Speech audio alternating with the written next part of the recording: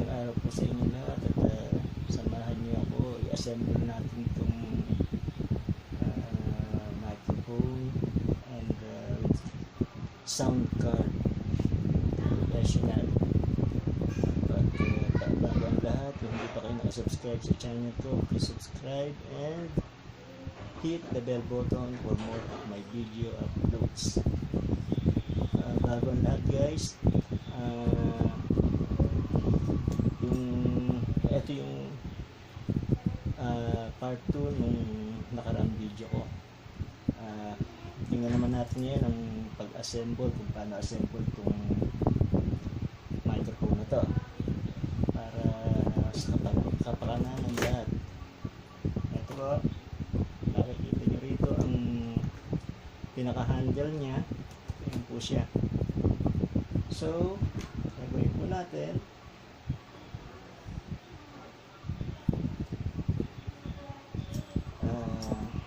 ito po, itong anong to, clamp na to, dito po siya.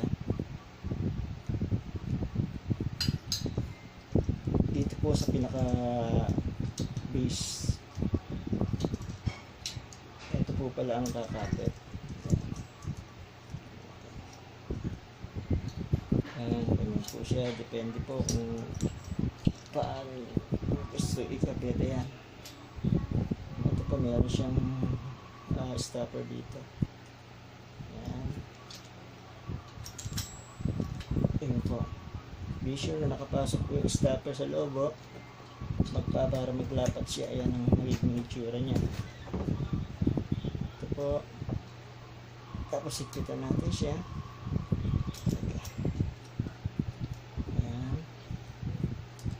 Kita natin siya. Pero po, may kita siya. Ito, ngayon ang magiging ano niya, ang clamp niya sa pinaka-base niya kung saan yung gustong i-install. Ayan po ang itsura niya. Pinaka-ganyan. Ayan, ganyan ang itsura niya. Then, dito po, ito po ang pinaka-microphone holder. Dito po siya, meron po siyang thread dito. Threaded ano. So, ayan po. Install lang po natin siya dyan. Ayan. Ayan. All the way. Just fit siya.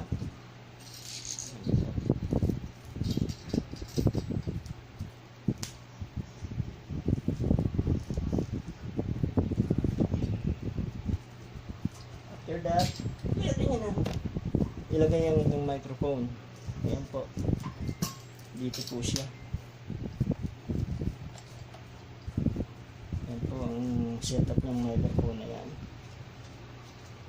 Then, eto pong filter nya. Ayan po, makikita nyo, dito po siya. Dito. Ayan.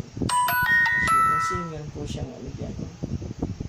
Then, i-flip lang po natin. Para yan po, ganyan po ang itsura niyan. Dito, ipitan po natin siya. Yan. Yan, para hindi gumagalaw. Yan po. So, ayan na po setup po natin yun.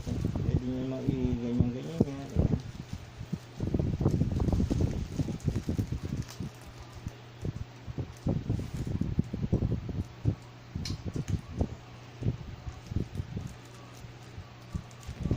So, may kita po siya. Hindi na siya bababa.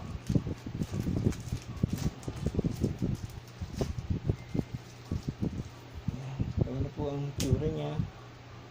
Ayan.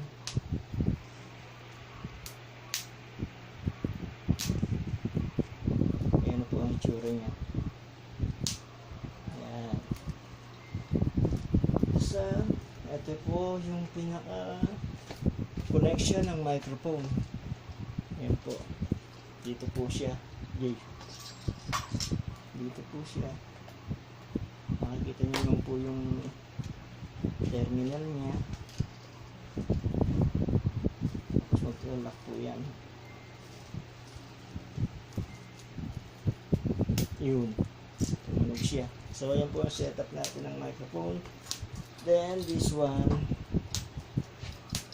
Ito po. Kukonect natin dito sa ating sound card. Ayan po, makikita niyo po. Meron po siyang mga ano dyan. Nakalagay po sa instruction niya. Yung mga condenser microphone. Pang charge. Nandyan po lahat. So, madali lang po siyang i-install. Ang pagano lang po, paggamit, hindi ko pa alam. Pag-aaralan din po natin yan. Ito po. Ito mga connectors niya po. USB for cellphone at saka sa desktop or laptop. Ayan po. So, ayan po ang setup ng microphone natin. Nakikita nyo. Ayan na po siya. Ayan. So, hanggang dito na lang po. Hope may natutunan po kayo sa video natin ngayon. Maraming salamat po, and please subscribe for more for my next video upload. Ito po si Jokas, muli napapaalam sa inyo at maligayang araw sa inyo lahat. Ciao!